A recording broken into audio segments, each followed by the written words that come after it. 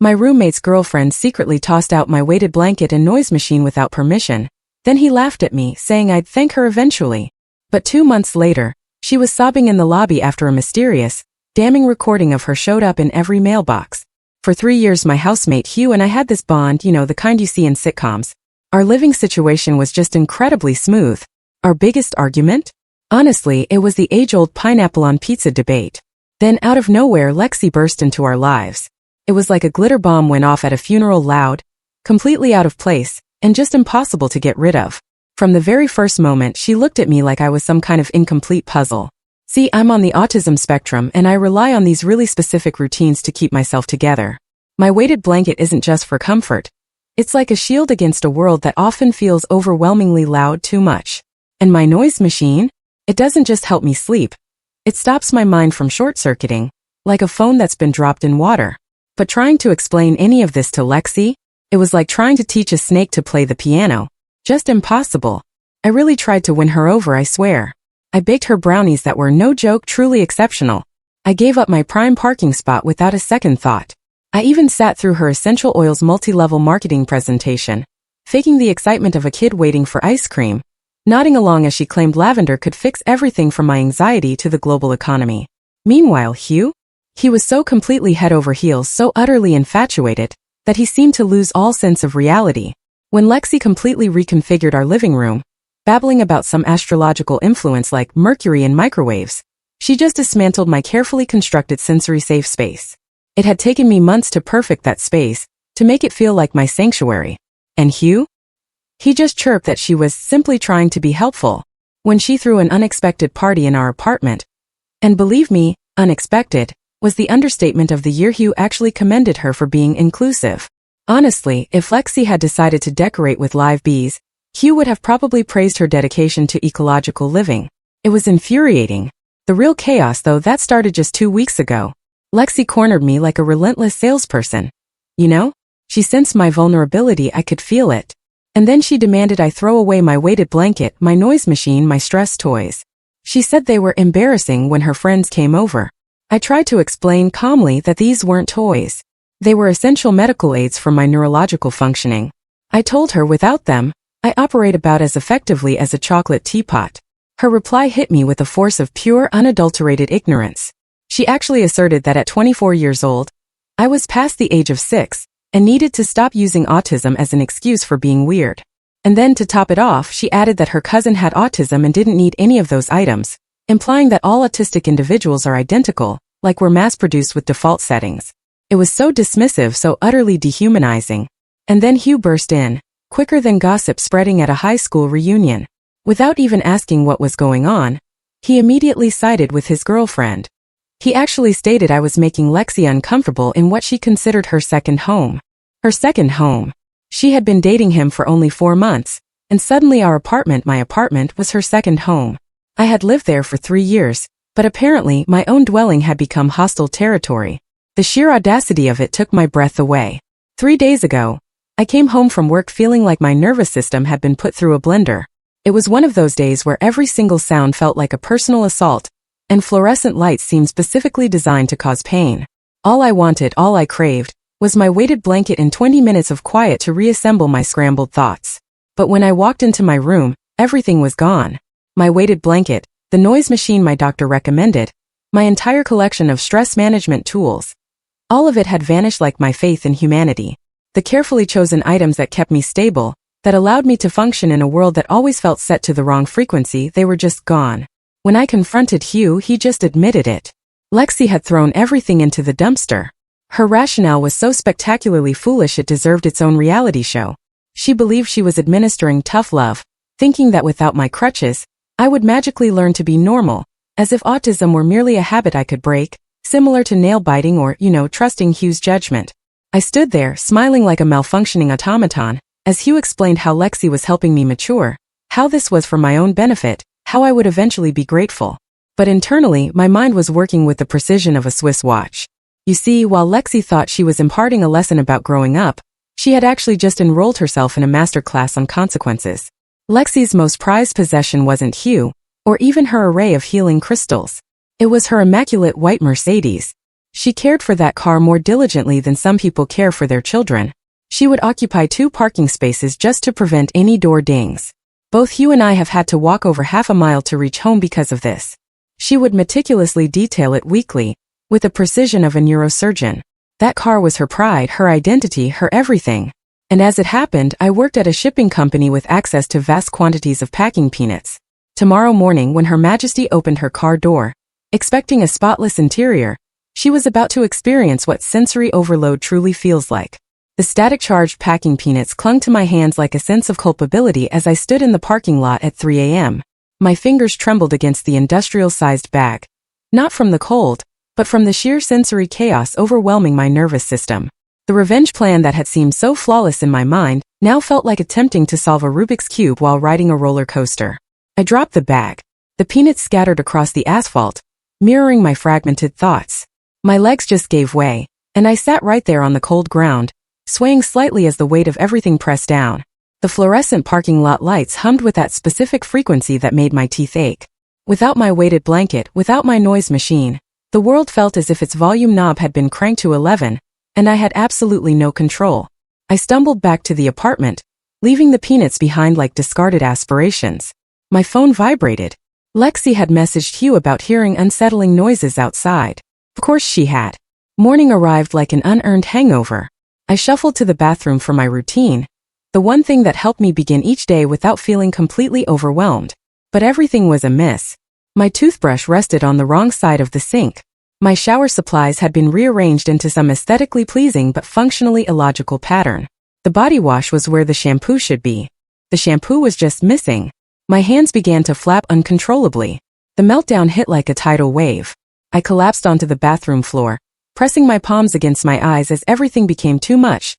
Too bright, too loud, too different, too wrong. Hugh knocked on the door, asking if I was being overly dramatic again. His voice carried that new tone he had adopted since Lexi's arrival, as if speaking to a toddler having a tantrum.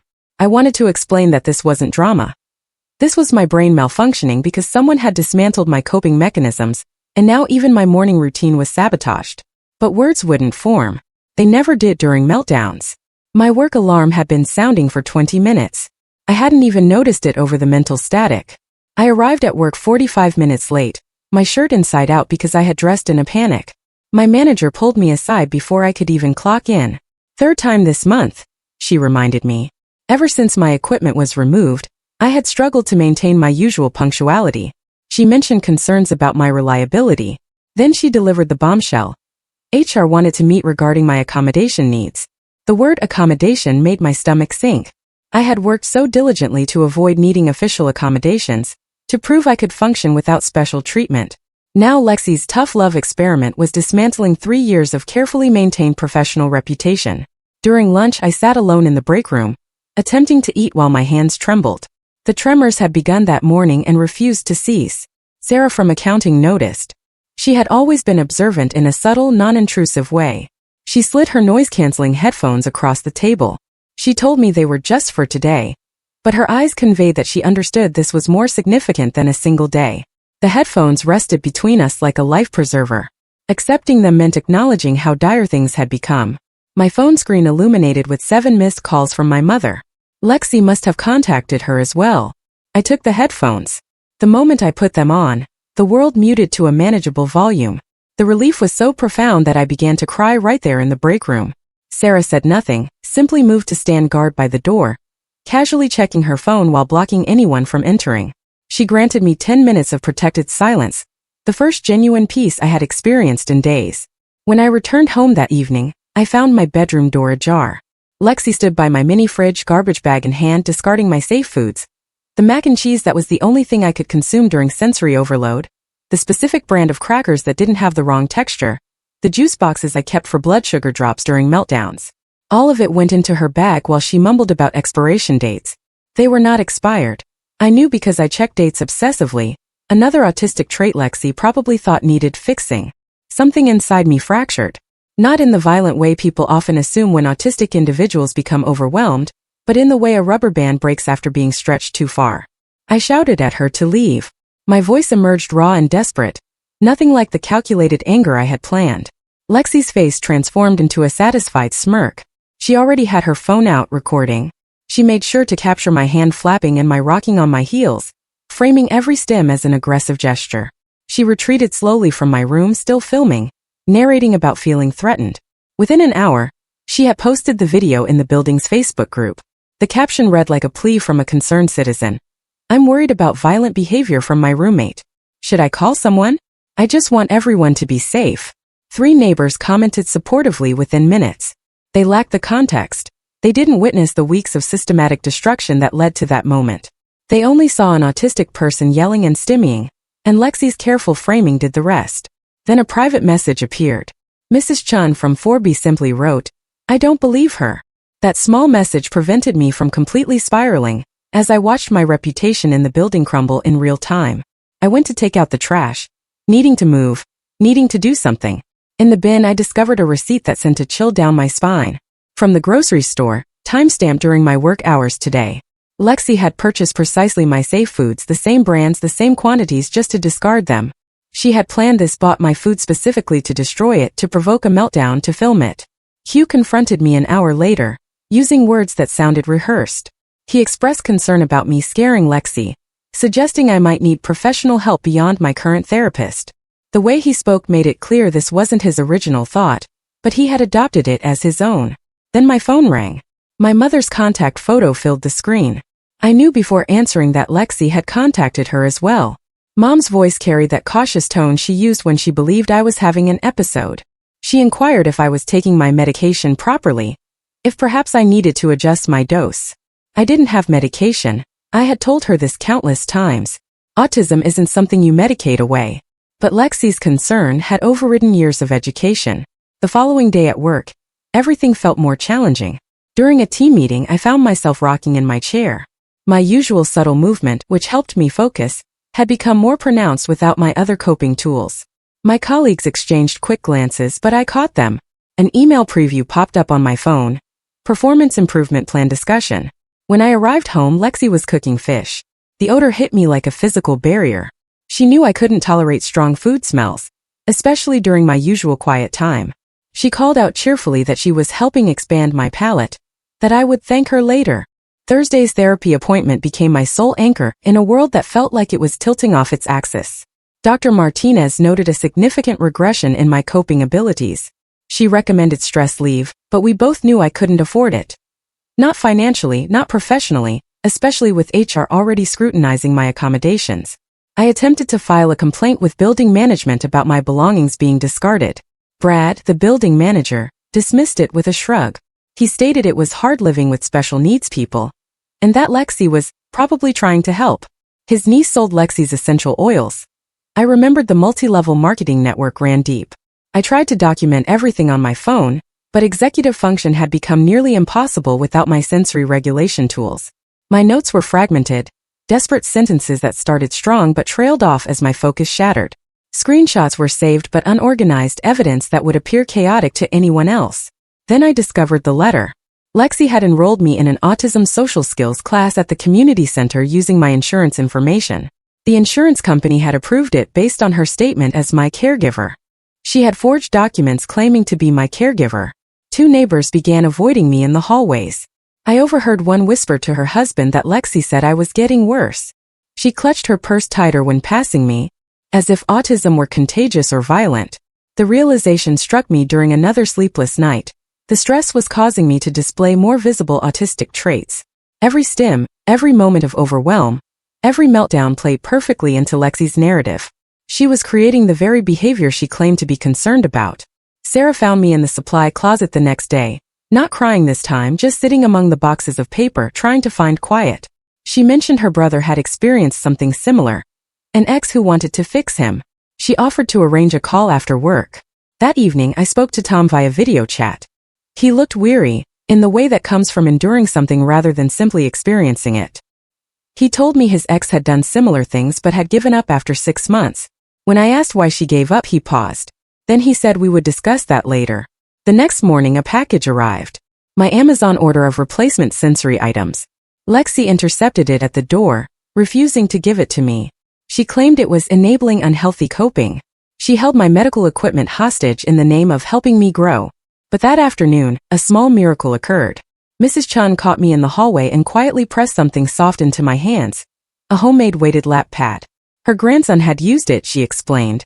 Then she whispered not to tell anyone and disappeared into her apartment before I could thank her. I sat in the stairwell with that lap pad across my legs and felt human for the first time in weeks. The weight grounded me just enough to think clearly, to realize this was far from over, to understand that Lexi wasn't finished with her campaign of help. But for just that moment, with Mrs. Chen's secret gift providing a tiny island of sensory peace, I could breathe. Tomorrow would bring new challenges, new videos, new concerned citizens, new attempts to fix me. But right now, I had this lap pad made with kindness by someone who understood that sometimes the smallest accommodations make the biggest difference. It wasn't enough, but it was something. And sometimes something is all you need to endure another day. The weighted lap pad became my lifeline through the weekend, but Monday morning brought fresh torment. Lexi had emailed my HR department over the weekend. The subject line glowed on my work computer. Concerns from a roommate regarding employee mental state. She had attached edited versions of her videos, carefully cropped to remove context. The email copied me, she claimed, for transparency. My hands trembled as I read her message. She had positioned herself as a concerned citizen, worried about workplace safety. The video showed me stimming, rocking, flapping my hands, all framed as aggressive or unstable behavior. HR scheduled a mandatory fitness for duty evaluation for the following week. I stared at the screen, understanding dawning like ice water in my veins. This could end my career. 3 years of impeccable performance reviews destroyed by someone who had known me for 4 months. Sarah appeared at my desk with a cup of tea and a knowing look. She had seen the email too. Lexi had somehow found her work address and copied her as well. We didn't need words. Sarah simply squeezed my shoulder and returned to her desk, but I noticed her typing furiously. Within an hour, 2 other coworkers had quietly stopped by my desk with small gestures of support.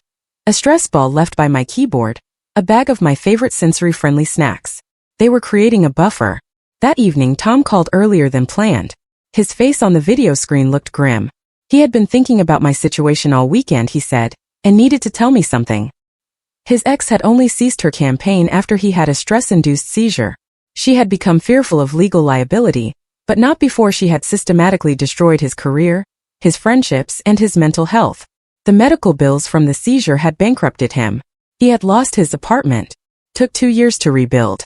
The connection clicked. Tom's exhaustion wasn't just from surviving. It was from knowing the true cost of this type of targeted harassment. He warned me to document everything, even if my executive function made it messy. Even disorganized evidence was better than none. Tuesday morning, I submitted my documentation to my therapist. Dr. Martinez wrote a detailed letter supporting my workplace accommodations, but she had to note the significant environmental stressors at home. She gently suggested that I might need to consider alternative living arrangements. The words felt like defeat. I tried creating a comprehensive log on my phone, but the stress made organization nearly impossible. My entries became fragmented, half-finished sentences, screenshots saved in the wrong folders, timestamps that didn't make sense because I had forgotten to note the dates. It looked exactly like what it was, the desperate documentation of someone whose executive function was failing under extreme stress. Property management responded to my formal complaint with bureaucratic indifference. They couldn't intervene in roommate disagreements. The property manager noted, however, that I had seemed agitated during our meeting. Another mark against me, another piece of Lexi's narrative confirmed. But something shifted at work. Sarah and 2 others had quietly organized. When Lexi showed up at the office Thursday, claiming to check on me, they formed a subtle barrier. Sarah engaged her in conversation about essential oils.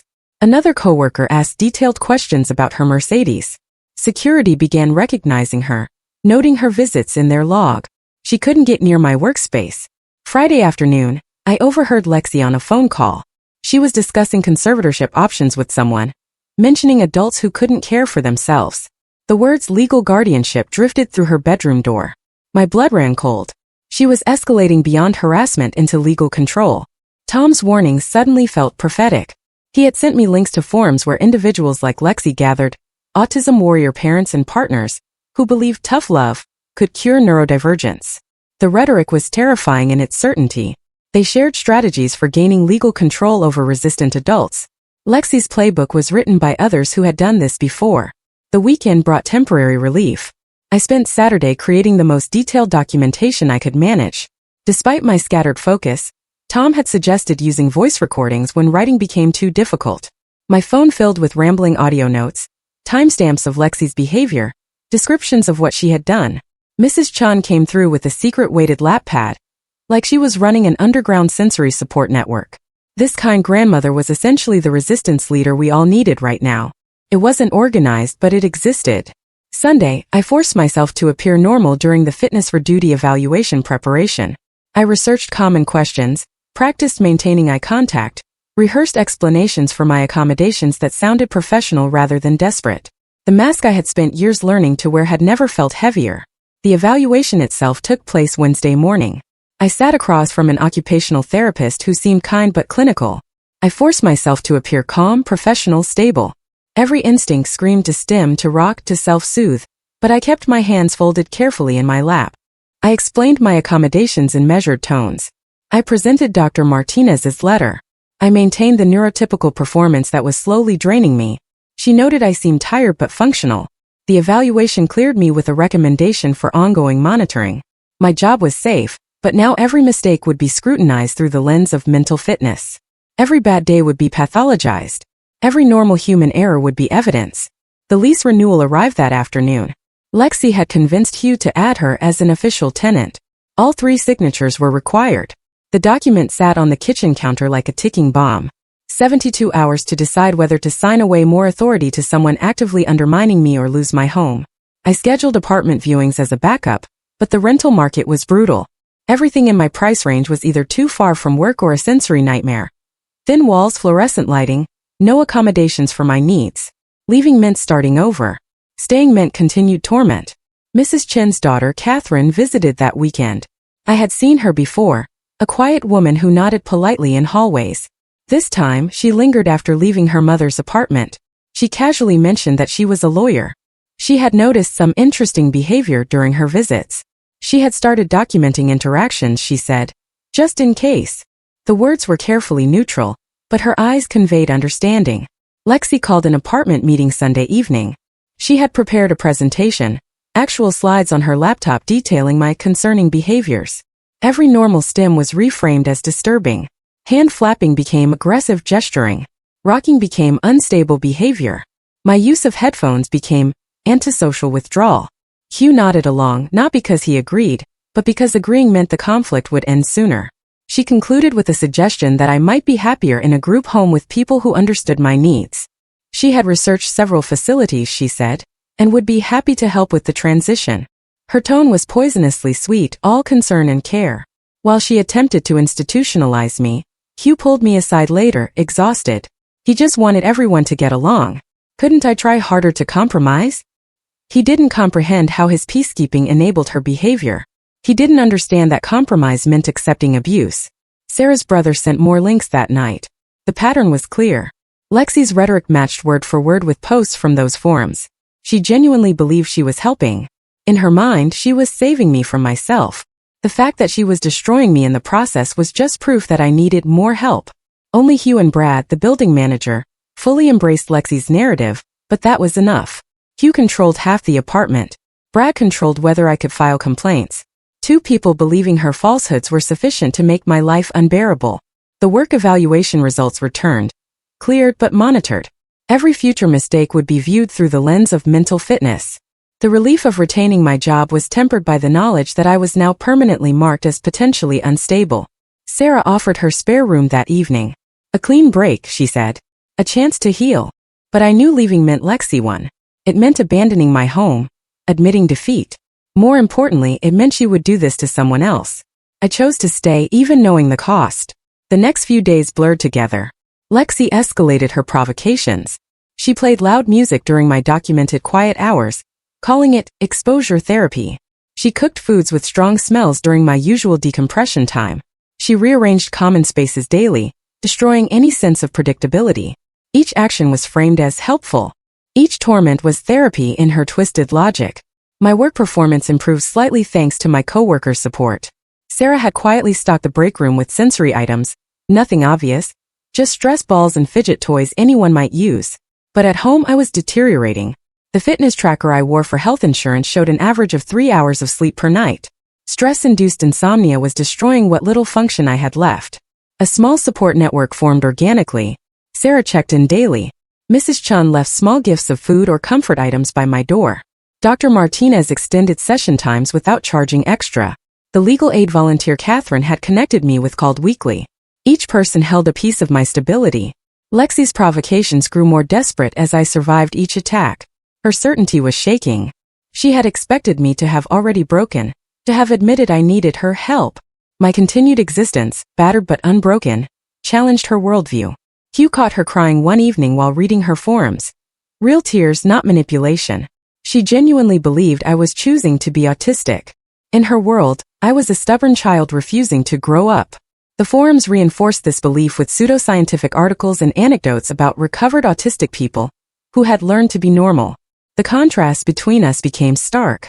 My documentation, messy but consistent, showed a pattern of escalating harassment. Lexi's interventions grew increasingly frantic as each failed to produce the breakthrough she expected. She was losing control of the narrative. Dr. Martinez called with urgent news. Someone claiming to be my caregiver had requested my therapy records. The request used language that suggested legal authority. Lexi was trying to access my private medical information. Dr. Martinez had refused, but the attempt was troubling. The lease renewal deadline approached like a storm. 72 hours became 48, then 24. I had to decide whether to sign away more power or lose my home. The apartment viewing I had scheduled was a disaster.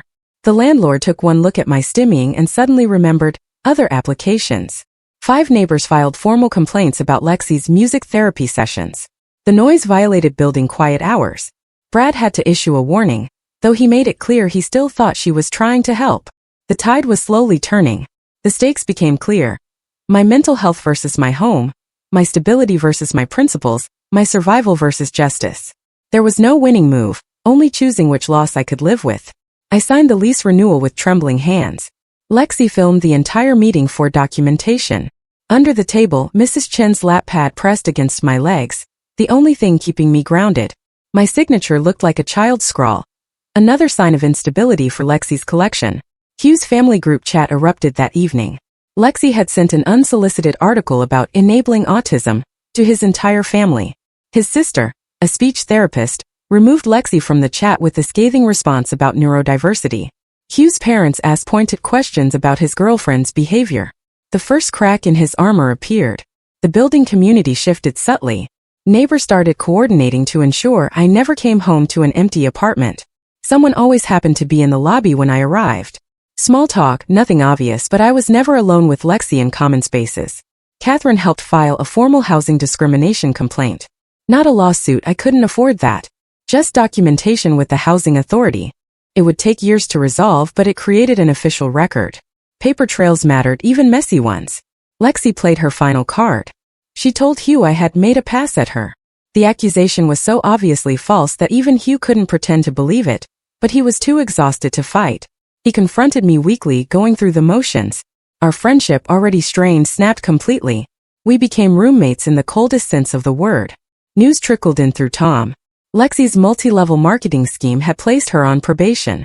She had been aggressively recruiting at autism support groups, targeting vulnerable individuals. Complaints had accumulated. Her income stream was threatened. The pressure was building on her as well. The building implemented new policies that coincidentally supported my needs. Weighted blankets appeared in common areas for everyone's comfort. Sensory-friendly hours were posted in the lobby. Nothing official, nothing that named me, but the community was quietly adapting. A local disability rights group featured my story anonymously in their newsletter. The details were altered, but the pattern was clear. Lexi's previous victim recognized it and contacted the organization. The pattern was documented. She had done this before. I confronted Hugh with simple truth. No drama, no accusations, just facts. She was harming me and he was allowing it. He couldn't make eye contact. He admitted he knew but was too tired to deal with it. Our friendship officially ended with a whimper. Not a bang. 3 years of brotherhood, destroyed by 4 months of toxic affection. Tom shared more difficult truths. His ex's previous victim had taken 11 months before attempting self-harm. Only then had the family intervened. The information hit me like ice water. I understood now why he had been so insistent about documentation. His hands moved nervously as he explained the pattern. First the isolation, then the escalation, then the breaking point. Mrs. Chen's daughter, Catherine, being a lawyer and just casually dropping that bombshell while documenting everything, was pure brilliance. Property management issued new quiet hours that aligned with my needs. They couldn't take sides, they said, but noise violations were noise violations. Lexi's music therapy was now officially against building rules. Small victories felt hollow against the daily damage. I resubmitted my disability accommodation request with updated medical documentation. The file was thick now, documenting not just my autism, but the deterioration caused by months of harassment. Dr. Martinez's notes painted a clear picture of regression under targeted abuse. The building's small acts of kindness accumulated. Elevators were held without being asked. Packages were accepted without question. Brief smiles in hallways. Not dramatic gestures, just human decency in the face of cruelty. It wasn't enough to fix things, but it made survival possible. Lexi launched her most desperate attack. She called Adult Protective Services, claiming I was a danger to myself. She used my therapy admission about self-harm thoughts as evidence. The complaint triggered an investigation. Official letters arrived. Caseworkers would visit. My competence would be evaluated by strangers. Some neighbors distanced themselves again. APS involvement frightened them, even if they didn't believe Lexi. The whispers returned. The avoided eye contact. The clutched purses. I was truly isolated in the ways that mattered most. The APS interview loomed.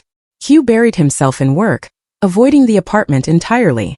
Neighbors who had shown support went silent when asked to provide statements. Everyone wanted to help until help required official involvement. I would navigate this alone. The investigator arrived on a Tuesday morning. I sat in my living room, hands folded to conceal the tremors, and demonstrated my competence while enduring the worst mental health crisis of my life. Every question felt like a trap. Every answer was scrutinized.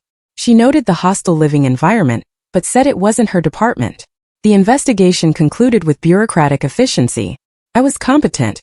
No immediate danger. They recommended addressing household conflict and provided pamphlets about mediation. Lexi smirked at the findings. The system had failed exactly as she had expected. I made a decision that night. The recording of Lexi admitting she had done this before, the one Mrs. Chan had quietly captured, needed to be shared. Privacy concerns battled with survival instinct. I chose survival. The building WhatsApp group exploded when I posted the audio. Lexi's voice, clear and confident, admitting she had helped people like this before, and expressing her frustration that they never want to change. The revelation that this was a pattern, not a misguided attempt to help one difficult roommate. Former neighbors of her previous victim confirmed the story. The pattern was identical, the escalation predictable, the destruction methodical. Lexi wasn't misguided. She was a serial abuser who targeted neurodivergent people through their support systems. I confronted her alone in the kitchen that night. No cameras, no witnesses, just truth. I told her she wasn't helping. She was torturing me. She knew this. Her mask dropped completely. The sweet concern vanished. She snarled that someone had to make me act normal. My parents had clearly failed. Society was too soft on people like me. She was doing what needed to be done. Mrs. Chun entered at that moment, phone in hand, ostensibly checking a recipe. But I saw the recording icon. She captured Lexi's true face. The cruelty beneath a facade of care. Evidence that couldn't be edited or reframed. I faced a choice. Use the recording to destroy Lexi completely or leverage it for peace. Revenge was tempting like water in the desert. But I was too tired for war. I chose a middle path. The ultimatum was simple. 30 days to leave voluntarily, or the recording would go everywhere that mattered. Her employer would see it. Her MLM upline would receive copies. Every social media platform where she portrayed herself as a wellness advocate would know the truth. Mercy with teeth. Lexi's hand shook for the first time since I had known her. The control she had wielded so confidently crumbled. She tried to negotiate, then threaten, then plead. Each attempt bounced off my exhausted determination. The power dynamic had finally definitively shifted. Hugh returned from his work hideout to find us in a standoff. His exhaustion mirrored mine as he absorbed the scene. His response surprised no one. He couldn't do this anymore. The words came out flat, defeated. He was moving back with his parents. The apartment drama had broken him too. Lexi's final manipulation attempt was desperate. She turned to Hugh, insisting he would choose her over me. Her confidence wavered as he shook his head. He repeated that he was done with both of us, that we were both crazy, that he just wanted peace. Her last card had failed spectacularly. The next month passed in careful choreography. I spent it in Sarah's spare room while Lexi served out her notice under constant community surveillance. Every return to the apartment happened with witnesses present. Sarah, Mrs. Chun, Catherine, or other neighbors always materialized when needed. Lexi couldn't make a move without observation. She tried several times to provoke confrontations, hoping to flip the narrative again. Each attempt met silent recording phones and steady gazes. The building had closed ranks.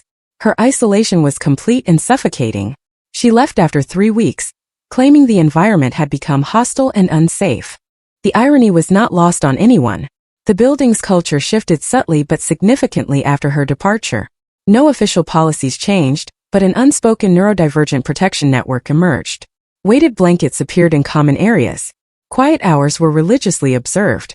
New residents received gentle orientation about community values. The change wasn't dramatic, just a collective decision to be better.